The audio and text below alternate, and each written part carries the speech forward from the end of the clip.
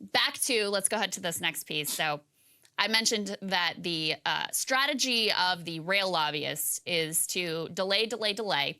And then also, and you heard some of the Republicans echoing this exact talking point, they are now placing ads in Politico, which in instances has been very favorable to industry on this whole Ohio story. They're paying Politico to place ads that are touting their great record of safety. They say Politico presented by the Association of American Railroads. This is all reporting from our friends over at Lever News. And they say when it comes to safety, 99.9% is not enough. While 99.9% of all hazmat shipments that move by rail reach their destination safely, we know a single incident can have significant impacts. So basically the idea here, Saagar, is like government doesn't need to act.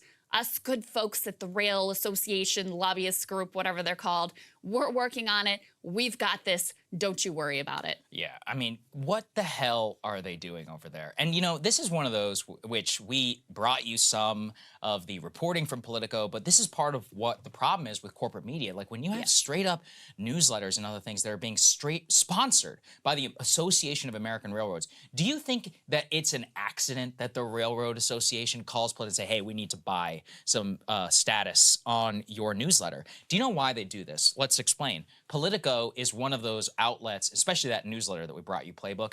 Everybody in Washington reads this thing. And I really do mean like everybody, from the lowest level staffer all the way up to probably the White House chief of staff. It's like an internal, it's almost like a Gossip Girl, to be honest with you, for like the biggest losers in D.C. Tiger beat on the Potomac, that's what I call it. There you go, Tiger beat on the Potomac. That's right. That's a great way of putting it. And so the reason why these associations, these lobbyists and all these others buy ad space in them is it's the easy way where you're not just targeting, let's say, a mass audience, you know, people like who we speak to. You're speaking directly to the decision makers, to the people who would be most influenced by the lobbyists, and their direct hope is to try and get their ads, their spin, their propaganda in front of their eyes. Okay, I mean, you can understand why they would want to do that, but if you're a journalistic outlet, how can you possibly report fairly on this when you are taking money from them at the exact same time? It's outrageous, and they do this with everything, just so people know. When they're reporting on antitrust, Facebook miraculously just starts coughing up cash.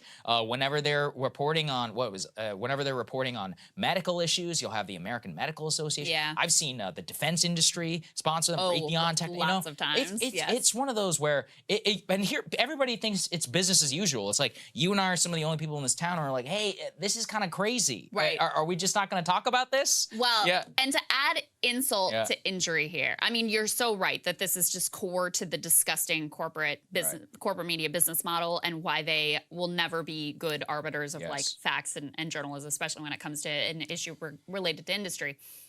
Before Politico started running these new ads, their national politics reporter actually attacked The Lever for asking their readers to help fund their continued reporting on East Palestine derailment and train safety rules. So think about this. The Lever gets attacked for asking readers to support their work, like grassroots reader-sponsored journalism, not getting a bunch of money from the rail industry to then report on this. And then, you know, they turn around and that's exactly what they get. So they're criticizing the funding of Lever News getting grassroots reader-supported donations and funding. And meanwhile, they're just taking cash from industry, and somehow that's seen as a superior business model. It's insane. Yeah. So can you explain it again? What is their exact critique here? So here, I'll pull up the tweet that he sent. Okay. He basically, so this guy, Adam Wren is his name, to call him out, national politics correspondent for Politico. He tweeted, David Sirota's The Lever is fundraising off of the East Palestine, Ohio train derailment. No, it's called, if you are independent news, you rely on regular citizens to fund your journalism instead of industry lobbyists like Politico does. So he is smearing David as somehow, and The Lever, as somehow like disgraced on this. So David does his job. Yes. He exposes this before anybody else. Yes. And then asks people to help support his mission.